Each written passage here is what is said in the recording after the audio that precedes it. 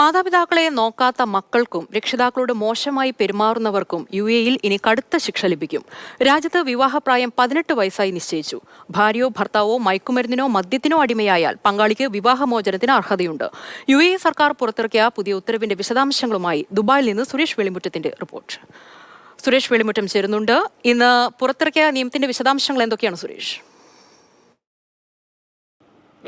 കുടുംബ ഭദ്രത ശക്തിപ്പെടുത്തുന്ന നിയമമാണ് UAE പ്രഖ്യാപിച്ചത്. ഇതിൽ ഏറ്റവും പ്രധാനം രക്ഷിതാക്കളെ, മാതാപിതാക്കളെ സംരക്ഷിക്കേണ്ട ഉത്തരവാദിത്വം മക്കൾക്കുണ്ട് എന്ന് പറയുന്ന ഭാഗമാണ്.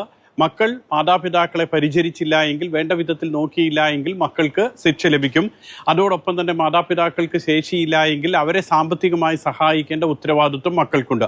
രണ്ടാമത്തെ കാര്യം വിവാഹപ്രായം സംബന്ധിച്ചാണ്. വിവാഹപ്രായം 18 വയസ്സായി നേരത്തെ നിശ്ചയിച്ചിരുന്നു. പക്ഷേ മറ്റേതെങ്കിലും വിധത്തിലുള്ള കോടതി ഉത്തരവിലൂടെയൊക്കെ ഈ പ്രായം കുറയ്ക്കാൻ കഴിയുമായിരുന്നു. ഇനി അത് കഴിയില്ല. ആൺകുട്ടികൾക്കും പെൺകുട്ടികൾക്കും 18 വയസ്സ് തികഞ്ഞിരിക്കണം. അതോടൊപ്പം തന്നെയാണ് വിവാഹമോചനം സംബന്ധിച്ചിട്ടുള്ള ഇന്നത്തെ ഈ ഉത്തരവിലും പറയുന്ന നിർണായകമായിട്ടുള്ള ഒരു കാര്യമുണ്ട്.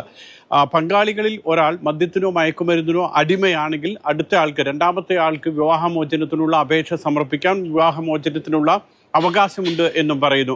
അതോടൊപ്പം തന്നെയാണ് കുട്ടികളുടെ പരിചരണം സംബന്ധിച്ച് വിവാഹമോചിതരായിട്ടുള്ള ദമ്പതികളുടെ മക്കൾക്ക് അച്ഛനെയോ അമ്മയെയോ ആരുടെ കൂടെ താമസിക്കണമെന്ന് തിരഞ്ഞെടുക്കാനുള്ള അവകാശം 15 വയസ്സായാൽ ലഭിക്കും. 15 വയസ്സായിട്ടുള്ള കുട്ടികൾക്ക് അവരുടെ രക്ഷിതാവിനെ തിരഞ്ഞെടുക്കാം. ഈ കുട്ടികൾക്ക് പ്രായപൂർത്തിയായിട്ടില്ല എങ്കിൽ അവരെ കൂടെ കൊണ്ടു നടക്കുന്നതിനുമുള്ള നിർദ്ദേശമുണ്ട്. ആ കുട്ടികൾക്ക് പ്രായപൂർത്തിയാകാത്ത കുട്ടികളെ കൂടെ കൊണ്ടു നടക്കുമ്പോൾ ആ കുട്ടികളുടെ സമ്മതം വേണമെന്ന് ഇന്നത്തെ നിയമത്തിൽ എടുത്തു പറയുന്നുണ്ട്. അതോടൊപ്പം വിൽപ്പത്രം സംബന്ധിച്ചിട്ടുള്ള നിർദ്ദേശങ്ങളും ഈ നിയമത്തിലുണ്ട്. ഇതൊക്കെ അടക്കം ഒറ്റ നോട്ടത്തിൽ നമ്മൾക്ക് കുടുംബ ബന്ധം കൂടുതൽ ശക്തിപ്പെടുത്തുന്ന നിർദ്ദേശങ്ങളാണ് ഈ നിയമത്തിലുള്ളതെന്ന് വ്യക്തമാകും.